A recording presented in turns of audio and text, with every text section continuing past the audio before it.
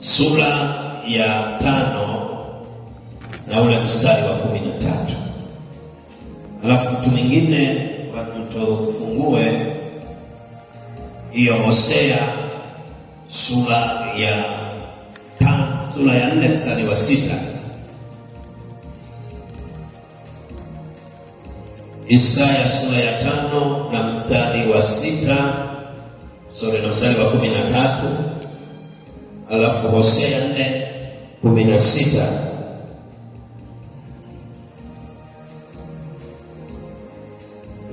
Mstari wa 6, sio 16. Hosea 4 mstari wa 6.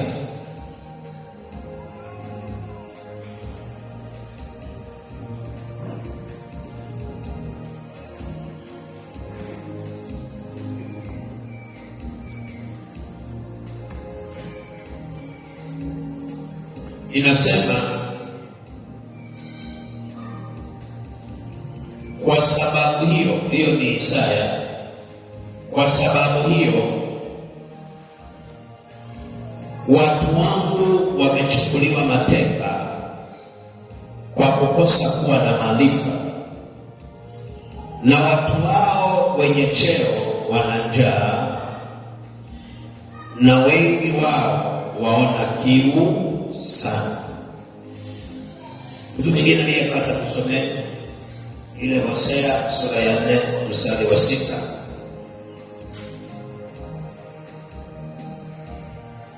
Yeyote aliyeshaka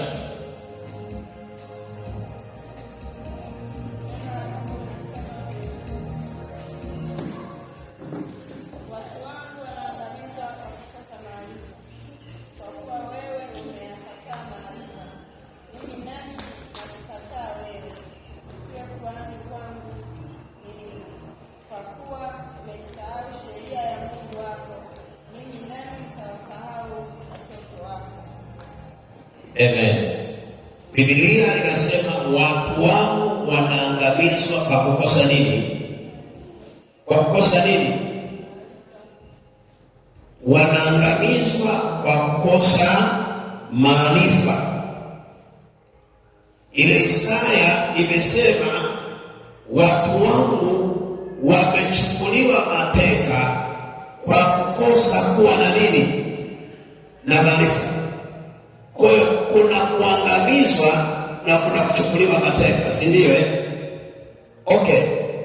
Na kwenye hii mistari ya hivi vitabu viwili unaweza jinsi ambavyo mtu anaweza akaangamia kwa sababu ya kukosa maarifa ya kitu fulani.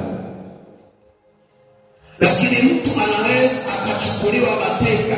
Mtu aliyechukuliwa mateka maana yake ni mtu ambaye na hawezi kufanya chochote kwa maamuzi yake. Anaamriwa cha kufanya, anaamriwa muda wa kulala, anaambiwa lala chini, anaambiwa kaa chini, anaambiwa lala, anaweza kaambiwa chochote na yule aliyemfanyaje, aliyemteka. Kwa hiyo watu wa Mungu wamechukuliwa mateka na wameangamizwa kwa sababu hawana maarifa. Leo Bwana kaniambia ya kwamba shida iliyopo ya watu wa Mungu hawajijui wao ni akina nani, na kwa sababu hawajijui ni akina nani, wamejikuta maisha yao yamekuwa ni tofauti na vile Mungu alivyowaambia au vile Mungu alivyotamani mwanadamu afawe. Kwa hiyo watu kwa sababu ya kukosa maarifa wamebaki na maarifa mimi ni mlokole, wamebaki na maarifa mimi ni Mpentekosti, lakini ndani yao hawajui neema iliyo ndani ya mtu aliyemjua Yesu Kristo na anayemjua Mungu wa kweli. Haleluya. Lazima uelewe, wewe ukiwa umeokoka usiseme mimi ni Mkristo tu. Haikusaidii. Kinachokusaidia who are you in spirit. Haleluya. Wewe ni nani katika roho? Hiyo takiwa utambue ya kwamba mimi ni nani na simama hapa kama nani.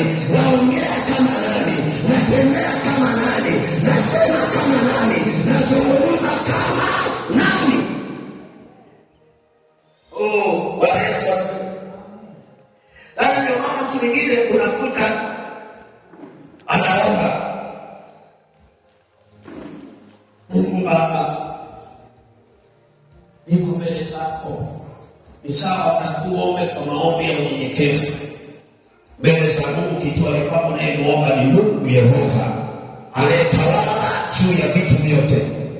Lakini baada ya hapo unatakiwa ujue wewe una nafasi gani.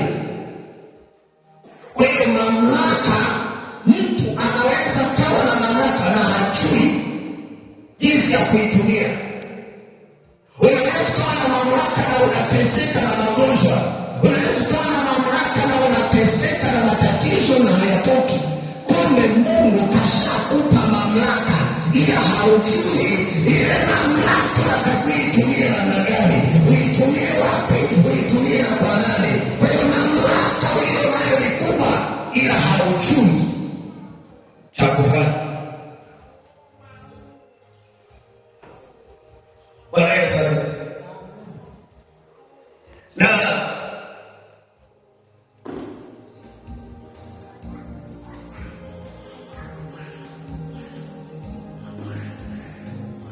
ikiwa Mungu amekupa mamlaka kwenye ulimwengu wa roho, na unatakiwa ujue ya kwamba wewe ni nani. Sasa wewe ni mtu gani?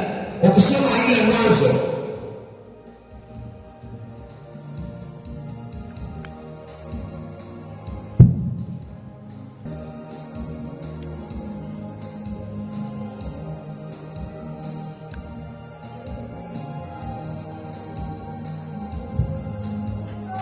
wewe ni nani?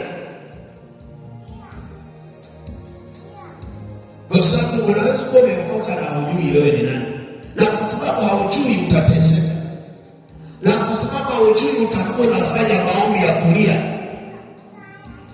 Kuna wakati mwingine lazima utumie power uliyo nayo, alafu kile ulichokiamuru kinakuwa vile vile kama ulivyosema, kwa sababu anayesema ana mamlaka. Ndio maana neno la mfalme lina nguvu na lina mamlaka. Akisimama mfalme akasema tufanye hiki, linakuwa na nguvu. Rais akitamka jambo ndio imeshakuwa sheria. Kwa hiyo maana ukijijua wewe ni nani na una mamlaka gani kwenye ulimwengu wa roho, utafanya vitu ambavyo watu watakushangaa imekuwaje na ile vitu vimefanya.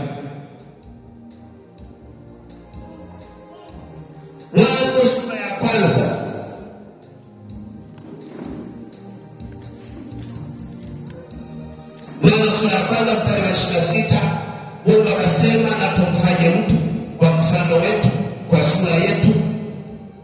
Tumfanye mtu kwa mfano wetu na kwa sura ya nani? Kwa mfano wa nani? Bwana Yesu asifiwe. Nani anasema na tumfanye mtu? Kwenye hiyo huo mstari nani anayezungumza?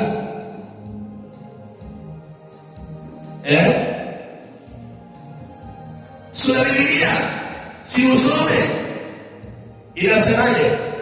Mara mwingine anakuja kanisani kama kutembea, hana Biblia, hana daftari, hana kalamu, yupo tu. Bwana Yesu asifiwe. Umevaa nguo nzuri na Biblia huna, una shida gani? Sema amina.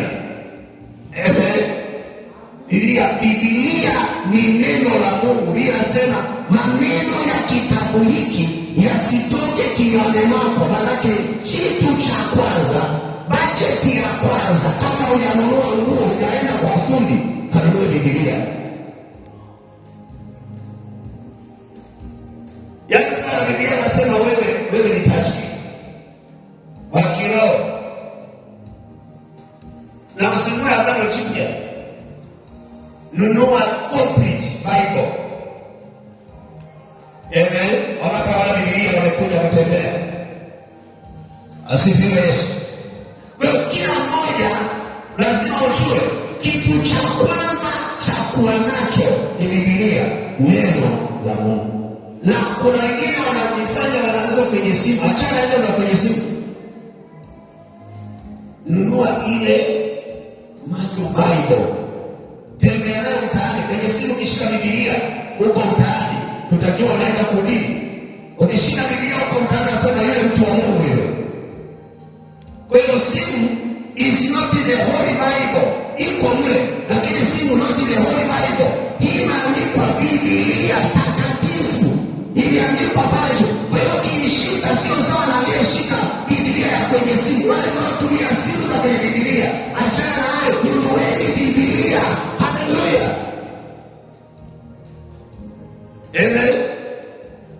Wewe unajua kusoma, uwe na Biblia. Bwana Yesu asifiwe. Anasema tuendelee. Anasema Mwanzo 1:26, Mungu anasema na tumfanye mtu kwa mfano wetu na kwa sura yetu. Mungu ndiye anazungumza pale, anasema anajadiliana na wenzake katika habari ya uumbaji. Anasema tumuumbe mtu kwa mfano wetu. Ametumia wingi, sio moja. Hajasema ni muumbe mtu kwa mfano wangu, no. Amesema tumuumbe tumuumbe mtu kwa mfano wetu. Unajiuliza Mungu alikuwa na nani pale? Amen. Mungu si mmoja. Wangapi wanajua Mungu ni mmoja? Sasa hapo kama Mungu ni mmoja na ndiye ameumba kila kitu, kwa nini wakati anaandika ametumia tumfanye tu? Sio ni tumfanye, yaani mimi na mwenzangu tumfanye mtu. Sasa Mungu wakati anaumba alikuwa na nani? Ulishawahi kujiuliza hilo swali wakati unasoma mstari?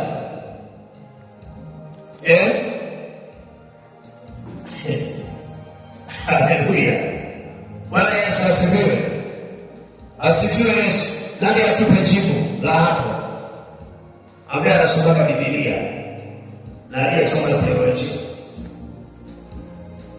au anayesoma Biblia na ufahamu kwamba hapa nahisi wamesema hivi kwa sababu hii.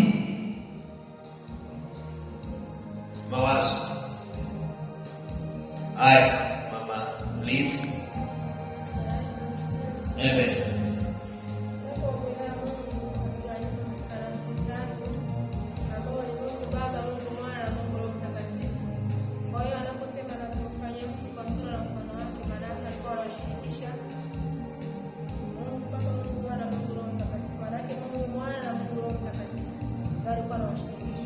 Amen. Tupigie makofi. Mungu ana nafsi ngapi? Tatu. Mungu Mwana, Mungu Baba, Mungu Mwana na Mungu Roho Mtakatifu. Ukienda kwa Islamu hawakuelewi. Ukisema Mungu ana nafsi tatu, wasema sasa huyo Mungu uko wapi? Wewe mwenyewe mwanadamu, sikia. Wewe mwenyewe hapa ulipo uko vipande vingapi? Vitatu. Yaani mwanadamu popote alipo ili akamilike ana mambo mangapi? Matatu. Ana mwili, ana roho na ana nafsi. Ili vinamfanya mtu anakamilika. Wewe ukawepo kapungukiwa kimoja kama mtu, hakuna. Kwa kama ni mtu ambaye ni dini nyingine hajui, anakuambia sasa kama Mungu, mnasema unajua kuna Mungu Baba, Mungu Mwana, Mungu Roho Mtakatifu. Sasa huyo Mungu mko wapi? Nikuulize wewe mwenyewe sasa. Unatumia majina mangapi? Majina mangapi? Matatu. Fulani ni utambulisho wako. Kwa hiyo Mungu katika utambulisho wake anakamilika katika nafsi ngapi? Tatu. Haleluya. Na ndio maana katika utendaji kazi toka enzi za Biblia kwenye Agano la Kale mpaka Agano Jipya, maana yake mpaka leo ninapozungumza, utendaji kazi wa hizi nafsi umeshakamilika. wote kwa vipindi tofauti. Utendaji wa nafsi ya kwanza ambayo ni Mungu Baba umefanyika kipindi cha Agano la Kale, kipindi cha kina Musa na Israeli. Unaona kipindi Musa na Israeli, Musa anaongoza wana wa Israeli, Mungu alikuwa anashuka au anazungumza yeye kama yeye. Lakini tukaenda Agano la Kale likapita, tukaingia Agano Jipya, akaja Yesu Kristo anasema mimi ni mwana wa Mungu, anajitambulisha hivyo. Yesu amekuja kutenda kazi kwenye kipindi cha nafsi ya ngapi? Ya pili ya Mungu. Kutenda kazi ni Mungu yeye, ila anayeonekana kutenda zaidi kwa kipindi hicho ni Mungu wa nafsi ya ngapi? Ya pili, ambaye ndio huyo, ila amejitransform kwenye nafsi ya ngapi? Ya pili. Alipotoka Yesu akaenda mbinguni, akasema nitawatumia msaidizi ambaye ni Roho Mtakatifu, atakayekaa na ninyi, atakayeongoza kanisa langu ili likae sawasawa. Roho Mtakatifu akaja kwa kanisa, kwa wana wa Mungu, akakaa ndani yetu. Leo Baba anatenda kupitia Roho Mtakatifu, akitaka kusema na wewe, anakuja kwa njia ya Roho. Haweza kaja kama Baba amesimama pale kama nguzo, anakuambia mimi ni Mungu wako. Musa ndiye aliyefanikiwa kumwona Mungu macho kwa macho. Bwana Yesu asifiwe. Wengine walikuwa akikaribia ule utisho unakuwa kama wamekufa. Mtu anaanguka. Ukisoma hata malaika tu wenyewe, ukitokewa na malaika mwenyewe katika sehemu, kwa sababu ya ule utukufu alionao wa mbinguni, ametoka mbinguni na ule utukufu. Akipotokea unaishi ni Mungu, sio yeye, ni malaika wake. Kaja kwa sababu ya ule utukufu wa Mungu wa mbinguni alionao, anatisha, anang'aa.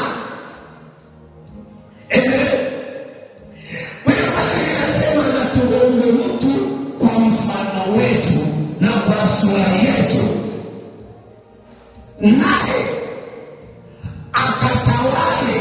Okay, sasa hapo ndipo huyu mtu anatakiwa ajue sasa yeye ni nani. Tumeumba kwa mfano na kwa sura ya Mungu. Sisi sura tulizo nazo rohoni ni Mungu, mfano tulio nao rohoni ni Mungu. Ndiyo maana ukiendelea kusoma anasema hivi,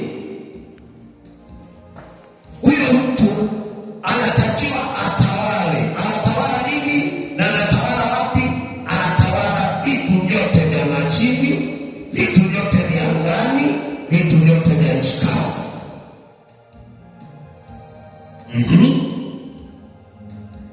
Na kila kitambaacho juu ya nchi.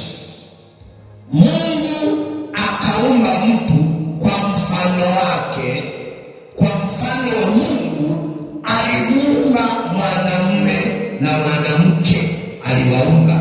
Kwa hiyo tukienda kwenye ulimwengu wa roho, hakuna tofauti ya mwanamke na mwanaume. Tofauti ya mwanamke na mwanaume inakuja kwenye tafsiri za kibinadamu. Asifiwe Yesu. Okay, iko hivi. Mungu alimuumba mwanamke na mwanaume wote kwa sura ya nani? Ya Mungu. Na akasema hao wanatakiwa watawale angani, baharini na nchi kavu. Yaani miliki zetu za kutawala ni nchi kavu. Miliki zetu za kutawala ni baharini. Miliki zetu za kutawala ni anga. Ukisimama kuomba unachua ninayeomba ni mtawala wa anga. Amen. Unasema anayezungumza hapa ni mtawala, sio Catherine. Mimi ni mtawala. Mimi natawala bahari, natawala anga, natawala nchi. Ninaamuru chochote kile katika nchi kishike nafasi yake. Mimi nimesema nyamaza kwa jina la Yesu.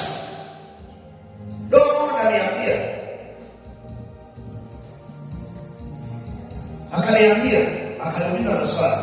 Ilikuwa sasa nilienda kulala kama saa 5 hivi. Karibia saa 6 nikakosa usingizi. Wakati usingizi umekosekana ndio akaanza kuniambia. Akaniuliza swali. Shetani ni nani?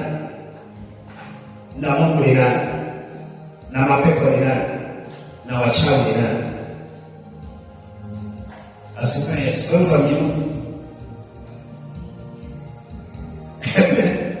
Wewe unamjibu ukiuliza shetani ni nani? Mungu ni nani? Mapepo ni nani? Au ni nini? Alafu na wachawi ni nini? Na dawa za wachawi ni nini na zinafanya kazi kwa mazingira yake? Ukijibu maswali kwa ufasaha, ukitembea popote kwenye mtaa, hautishi na chochote, maana anayezungumza ni mwenye mamlaka, anayejua mamlaka yake aliyopewa na Mungu. Haleluya. Ndio maana watu kaomba na maombi yako hayana nguvu, kwa sababu hujui unayeomba ni nani.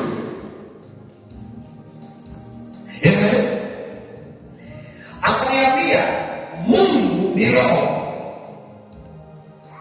Kwa hiyo tayari nilikuwa najua Mungu ni roho. Niambia Mungu ni roho. Sawa. Na wewe ni nani? Nikamwambia na mimi ni roho inayokaa ndani ya mwili na nina nafsi. Kwa hiyo wewe ni roho. Na Mungu ni nani? Ni roho. Shetani na yeye ni nani? Nikamwambia shetani naye ni roho. Hata umo kamili. Usikii shetani atakuja amesema kama yuzo, anakwambia mimi hapa. Shetani anapotokea anatengeneza umbo. Anakuja na umbo fulani anakutokea.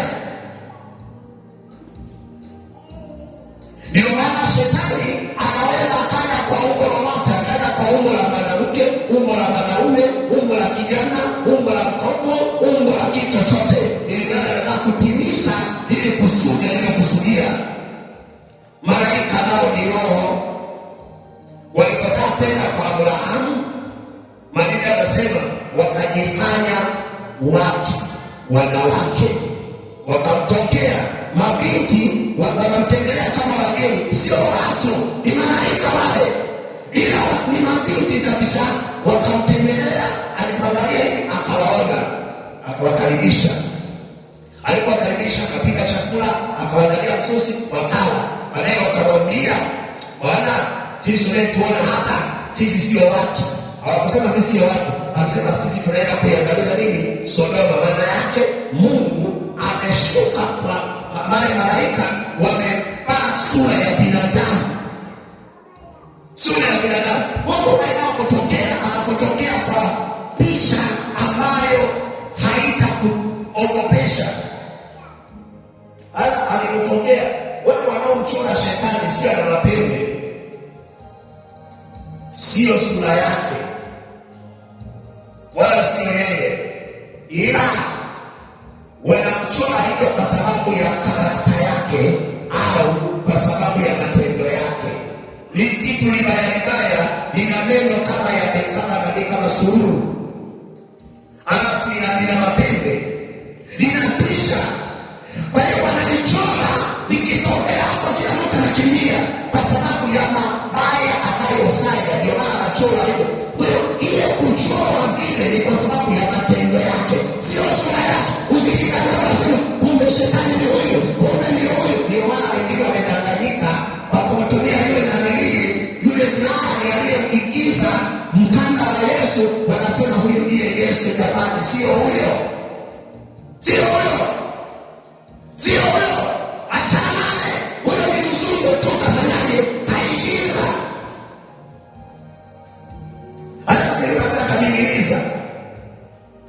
Kaningiliza labda msalaba ni fulani, kila picha yale jamaa, yule jamaa mzungu aliyeigiza akapiga kwenye msumari, mtu kaningiliza pale, anasema huyo ni Yesu. Hapana, sio Yesu huyo, huyo ni mwigizaji. Acha kudanganywa kwa jina la Yesu. Watu wako wanaangamizwa kwa kukosa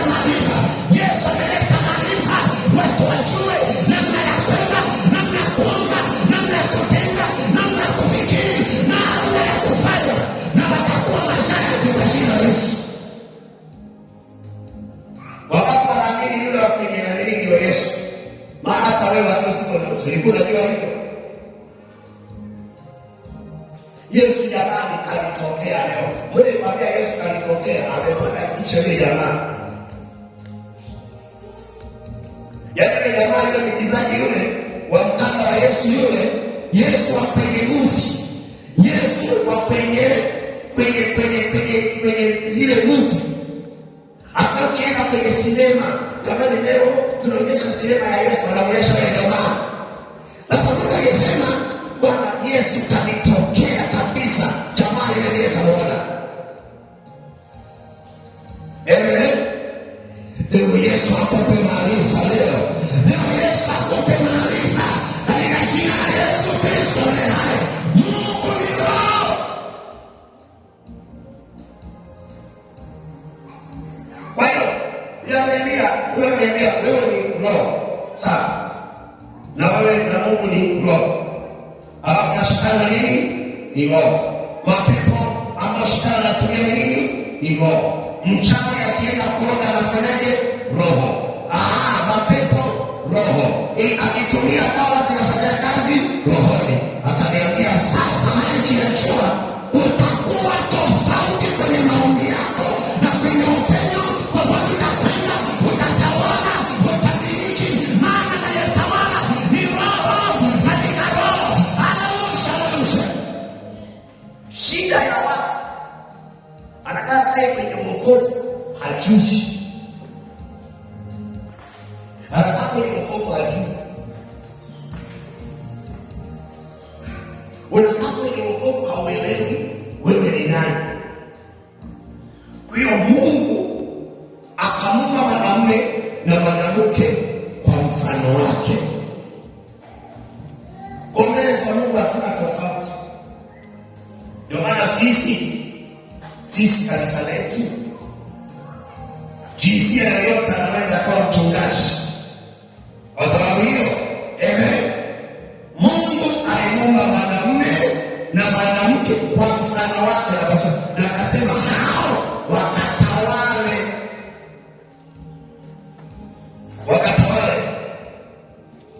Kwa hiyo hao wanatakiwa watawale. Samaki. Sasa mwingine kwenye tafsiri ya samaki anakwambia tumeanza tutawale nini? Tutawale nini? Samaki. Ndio maana tunafanyaje? Tunawala samaki. Tafsiri ya Biblia hiyo. Anakwambia tafsiri ya Biblia. Wewe anataka semaje? Soma hapo. Sikiliza. Anasemaje? Tukatawale. Wakatawale nini? Samaki wa nini? Wa baharini. Nini? Kingine chochote utakile kujitawala. Sikiliza. Hata kupotosha. Anaposema samaki wa baharini, anawakilisha viumbe vyote vya kwenye maji. Anaposema ndege wa angani, kule angani kuna ndege, kuna mapepo, kuna roho. Zipo kule angani. Kuna mapepo na roho yako angani yanazunguka. Hayo wewe una mamlaka nayo. Nasema mimi ni roho. Nina mamlaka. Kwa hiyo Mungu anasema kwamba wewe umeumbwa kwa mfano wake na kwa sura yake. Bila kujiangalia wewe ni mtoto, kijana, ni binti, ni mama, ni mzee. Mungu amekupa roho. Mungu amekupa nini? Roho. Amekupa roho. Wewe ni roho. Inakaa ndani yako. Sasa Mungu ananiambia hivi, ikiwa mchawi ni roho, mapepo ni roho, majini ni roho, kila kitu ni roho, hizo roho zinaanzaje wewe kukuzidi nguvu? Maandiko yanasema kwenye kile kitabu cha Yohana, anasema kwamba mkikaa ndani yangu na mimi ndani yenu, na maneno yangu yakikaa ndani yenu, Hebu nisome lile andiko pale, sura ile ya Yohana 14 mstari wa 23.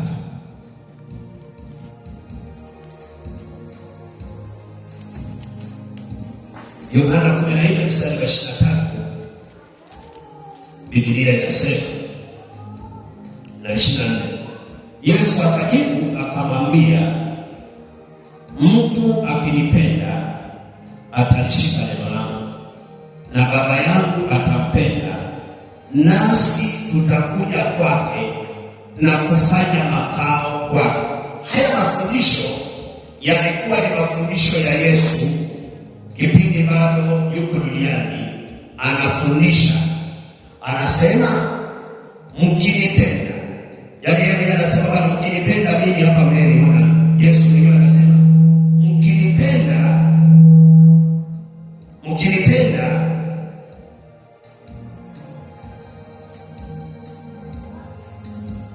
mtu akinipenda atalishika neno langu, na Baba yangu atampenda. Baba yangu atampenda. Kwa nini nasema Baba yangu? Kwa sababu wakati huo anayepaleta, anayefanya kazi ni nafsi ya pili ya Mungu, Yesu Kristo. Anambia Bwana, mimi naona hapa kuna Baba yangu, Mungu Baba, Baba yangu. Mimi hapa ni nafsi. Anasema mkinipenda, amini mtalishika neno langu, na Baba yangu atampenda, nasi tutakuja kwake na kufanya makao kwake. Maana yake ndani yako huyo Mungu ambaye ni muumba wa vitu vyote, ambaye ni Roho, ukimpokea Yesu tu na ukamwamini huyo Yesu, Mungu huyo anakuja na kaa ndani yako, anakuja na kaa ndani yako. Wewe ni Roho, yaani mwanadamu hapo una kila kitu. Mimi ni Roho, lakini ndani ya roho yangu nimeshaenezwa pia roho ya nani? Ya Mungu, Mungu wa vitu vyote. Yaani ukiniona hapa ni mwanadamu ambaye ni roho, ila ndani ya ile roho yangu Mungu yumo. Nikitembea natembea na Mungu yumo, nikiomba naomba na Mungu yumo, nikikemea nakemea Mungu yumo, nikioja naona Mungu yumo, nikimpiga mtu manake Mungu amepiga ndani yangu. Kwa sababu hiyo sasa, mchawi ukimwambia lala chini usiamuke, atalala. Aliyezungumza ni roho ya mwanadamu ambayo ndani yake imepewa na ikashenezwa nguvu za Mungu ndani yake, alafu wewe nakuwa sio wa kawaida.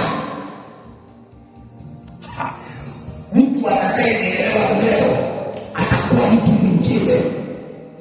Hili jambo ndio linalobadilisha maisha ya mtu. Achana ule wokovu uliodanganywa zamani. Unajua wewe ni mtu, wewe ni mtu, wewe ni mwanadamu tu. Nakusomea maandiko, watu wangu wanaangamizwa kosa nini? Maarifa. Unaanza kuomba, jamani, wachawi wakaniua, anakuua. Who are you? Unamwache roho, yaani unaiwache roho. Mungu akiwemo ndani yako, ile roho ya Mungu iliyomo ndani yako, akija mtu ni binadamu anapigwa, akija amebeba kisu anapigwa, akija amebeba bunduki anapigwa, akija amebeba silaha anapigwa. Niliamuru kwa jina la Yesu, Mungu aliyeko ndani yako aanze kuwasambaza, aanze kuwaondoa. Leta pashana hapa, aanze kuwasambaza kwa jina la Yesu. Ukitembea sio wewe unatembea, ukiishi sio wewe unaishi.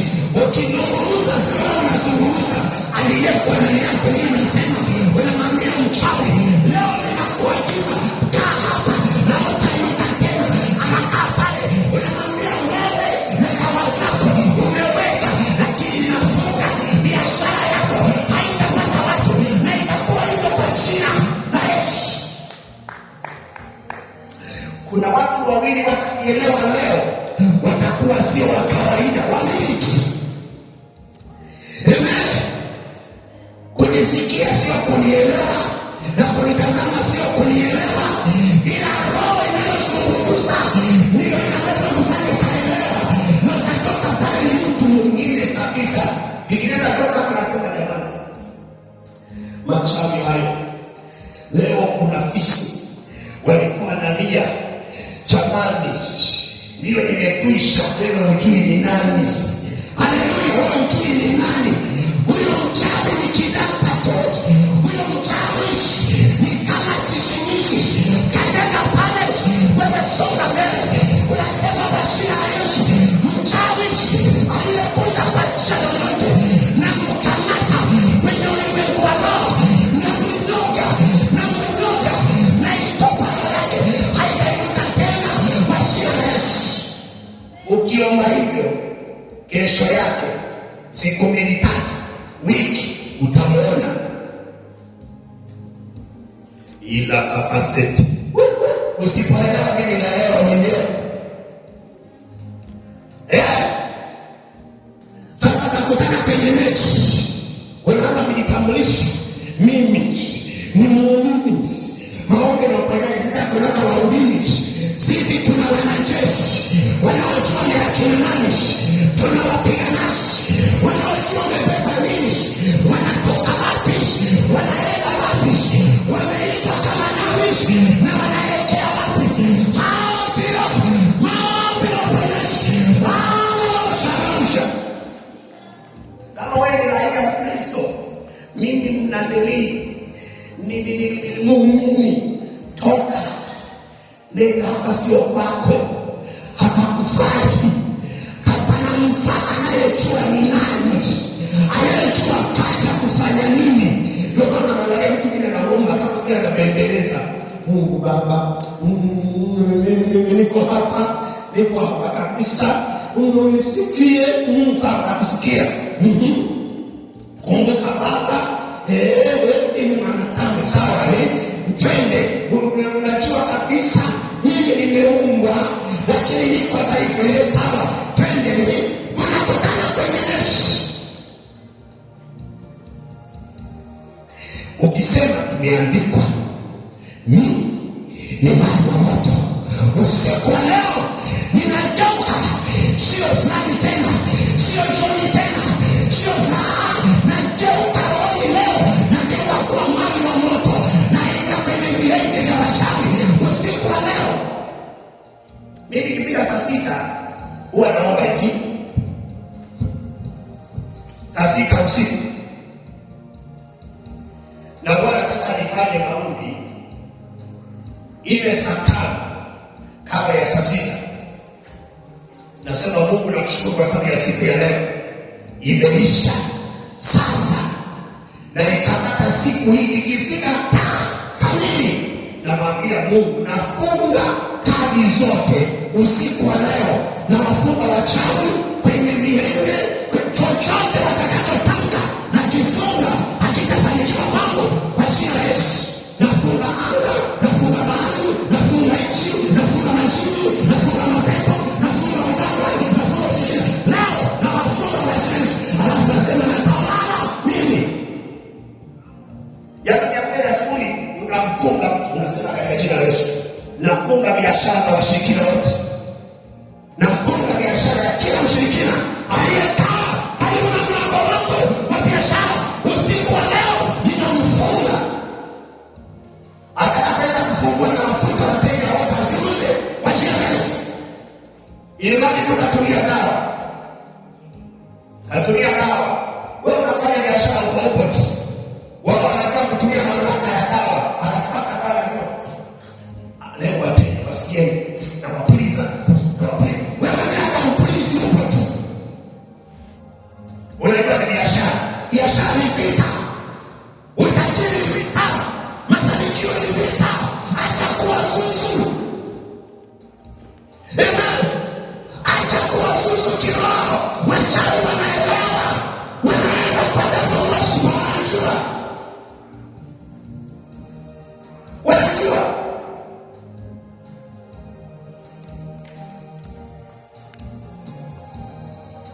Unashangaa unauza biashara yako, hela hazipo,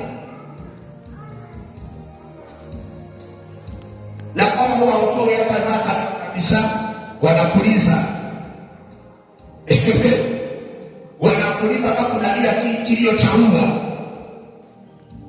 Jamani, nimeuza hata sioni. Wewe umeona, nafikiri kuuza tu. Wenzako wanafanya kazi usiku, wanapambana usiku, mmoja anaamka anaenda anachingia dawa, wewe upo tu mlangoni na subiri hata kufungua. Subiri utaona. Mafanikio yanahitaji vita. Usipopigana vita huwezi kushinda. Usipigana vita huwezi kufanikiwa. Ukini kifika usiku nafunga, yani naombea kila saa ya siku nzima, yani nakitaja saa zote, na ninatamka natakiwa kufanya hadi natakiwa kuwa kila saa, yani kuanzia sisi tunaanza saa 6 mpaka saa 6 nyingine nimeshateka zile saa zote. Wewe unakuwa mpaka saa 12. Baba Mungu, nimeamka na nimechelewa baba.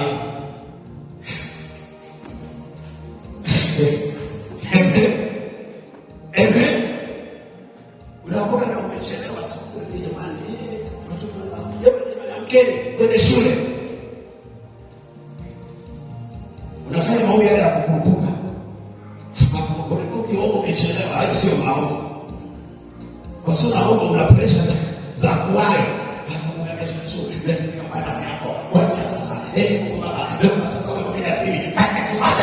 Unasema amen, umeshanga na kuondoka.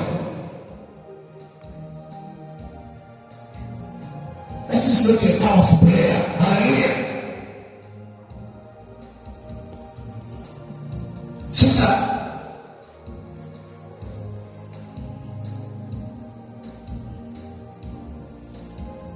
hii sura ya pili anasema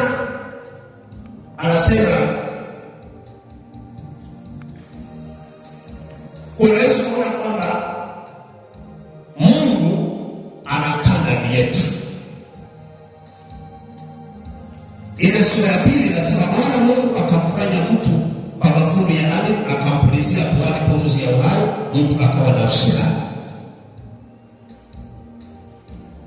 Mtu akawa nini? Nafsi hai.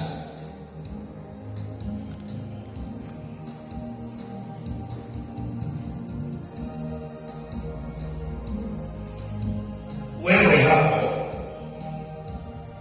ukijiangalia, wewe sio wewe tunayekuona, ni wewe wa ndani.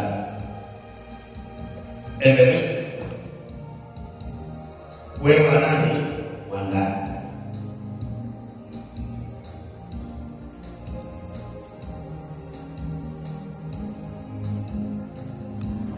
Kwa hiyo ukimwona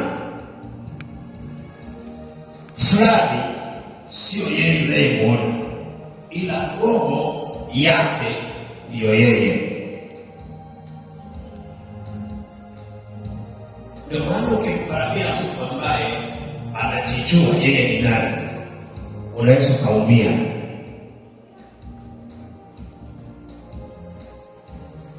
Kwa hiyo mamlaka ya kiroho mtu anayokuwa nayo, mamlaka ambayo mtu anayo ni mamlaka kubwa. Ukisoma kile kitabu cha Zaburi, kitabu cha Zaburi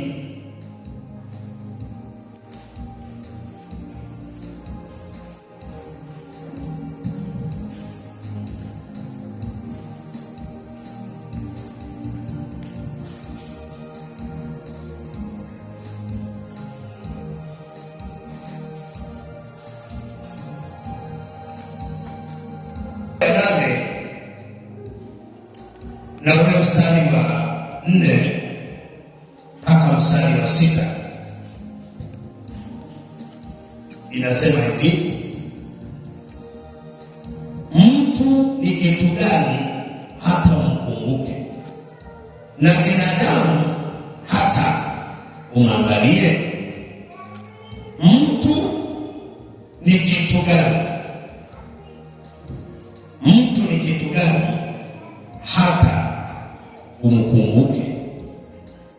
na mwanadamu au binadamu ni nani hata umwangalie? Mstari wa 5, umemfanya mdogo punde kuliko nani? Kuliko Mungu. Umemfanya punde kuliko nani? Punde kidogo kuliko Mungu. Yani wametofautiana kidogo. Yani wewe mwanadamu kwenye kuumba kwake ametofautiana na Mungu kidogo.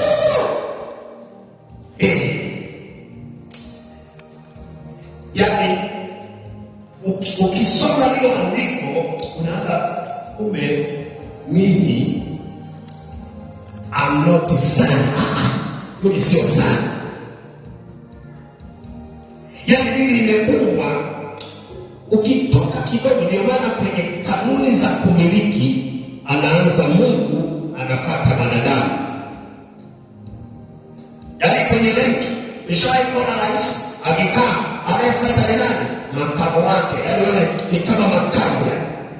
Yani kwenye zile protocol za kukaa na umiliki, maana yake anaanza Mungu, anafuata wanadamu. Yule anayejitambua sasa, si anayejua nimezaliwa Machame, si anayejua nimezaliwa Iringa, si anayejua nimezaliwa Kigoma. Sio huyo. Yani anayejua mimi nimeshuka kutoka mbinguni, nimeshushwa na Baba hapa duniani kwenye tumbo la mama Jennifer. Nimeshuka kwenye tumbo pale, nimepitia pale, nimepitia kwenye tumbo ili kutimiza haki ya kibinadamu. Ila mimi sio.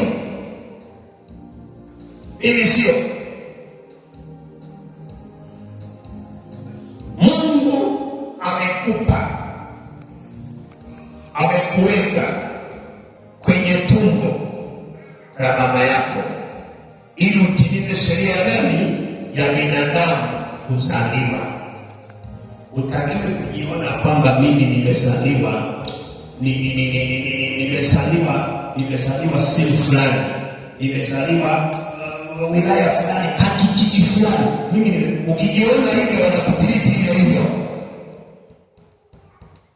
Ukijiona hivyo wanakutiriti hivyo. Wanakutiriti vile. Rohoni anasema huyu hapa yeye anajiona amezaliwa Msoma, amezaliwa Kwimba, amezaliwa Magu, amezaliwa sema. Yeye ndiye anajiona vile, na yeye anakutiriti vile. Ukianza maombi unajitafsiri mimi fulani, unajiona mimi ni fulani. Yale maombi yako yanakuwa hayana nguvu, hayana nini? Mamlaka. Anasema wanadamu umemfanya punde kuliko nani? Punde kuliko Mungu.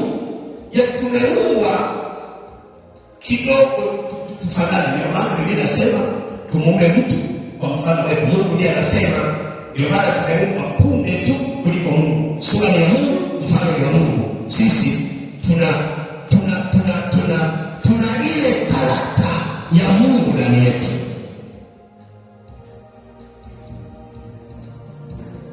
Tuna ile karakta ya Mungu ndani yetu. Kwa tunapokuwa tunaishi, tutambue ya kwamba ndani yetu tuna karakta ya Mungu. Tuna karakta ya Mungu. Inasema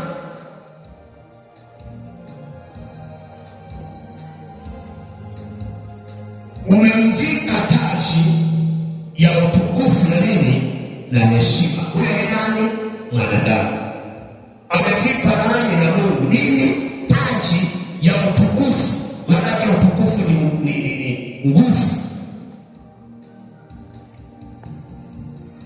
Umemvika taji ya utukufu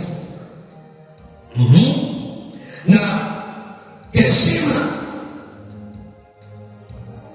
Mtu anayeheshimika, nataka elewa maana ya mtu kuheshimika au maana ya heshima. na anasema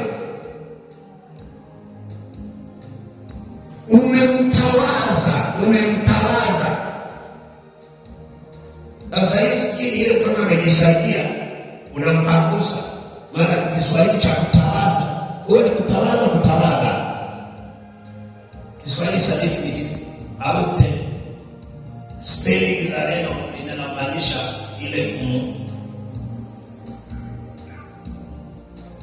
kusafisha uchafu wa mtu aliyejisaidia. Ni kutawadha au kutawaza. Ya mnasoma Kiswahili za kutawaza. Haya, tunaenda kwenye maana sasa za hilo neno kutawaza, kwa sababu neno linaweza likawa na maana zaidi ya ngapi? Ya pili au moja, maana zaidi ya moja, 2, 3, 4, 5 kuendelea. Inategemea sasa hilo neno limetumika kwenye mazingira yapi. Kwa sababu kwenye mazingira yetu hapa neno tawaza limetokana na neno tawala au utawala, kitendo cha kutawala. Kwa hiyo kutawaza maana yake ni kuwekwa kwenye mazingira ya kutawala. Vitu kilitawala, maana unaweza kusema chochote, wewe uwe hivi, wewe nenda pale, wewe kule, wewe hapa, maana yake unatawala. Mungu anatawala mbinguni na duniani. Hapa duniani anatawala akiwa ndani ya mtu. Amen. Hapa duniani Mungu anatawala akiwa ndani ya nani? Ya mtu. Kwa hiyo sisi tunatawala kwa niaba ya Mungu. Ndio maana Mungu ndiye anasema anakaa ndani yetu.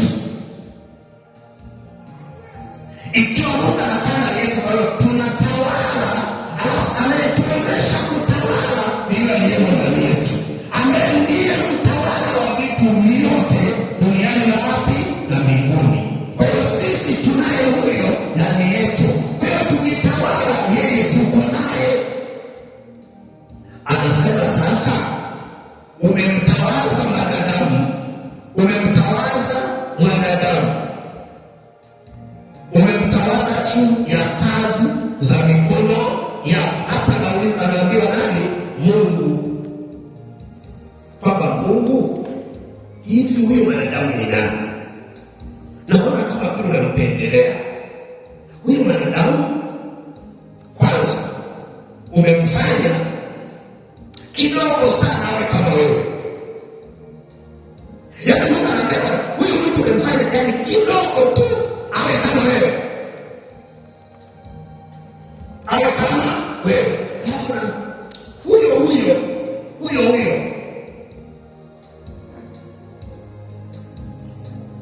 unamkumbuka, unamwangalia,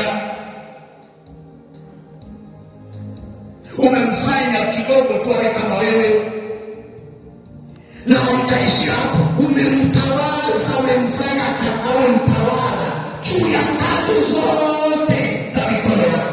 Huyo mwanadamu ni nani? Huyo anaweza swali nani? Mungu. Na ndivyo hivyo, na tumfanye mtu kwa mfano wetu, kwa sura yetu, akatawale. Mungu aliumba nini? Mbingu na nchi na vitu vyote vilivyomo katika nchi, katika mbingu, katika nchi na katika bahari. Hili yote ni maeneo matatu ambayo Mungu ameyaumba yote. Hayo yote aliyoyaumba kaambia mwanadamu tawala. Yaani Mungu kasema mimi naumba. Ni sawa na unachukua nyumba, unajenga nyumba, alafu unamtafuta mtoto wako au mtu, unamkabidhi funguo na hii nyumba nimekujengea, kaa humo, tawala. Amen. Kwa hiyo umacho wa Mungu ameumba, akatupa tutawale, akatupa tufanyeje? Tutawale. Kwa hiyo tumepewa tutawale. Ndio maana hii andiko unaulizwa maandishi mfano wa Zaburi, anauliza huyu mwanadamu umemtawaza juu ya vitu vya kazi za mikono yako.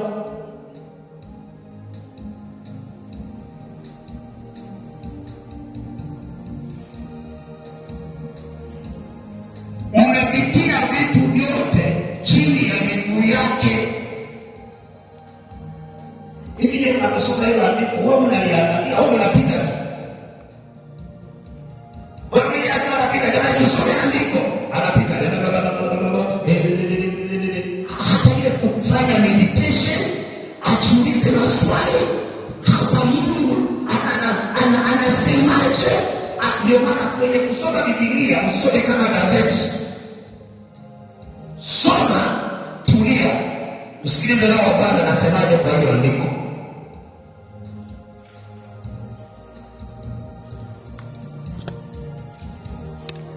Amen.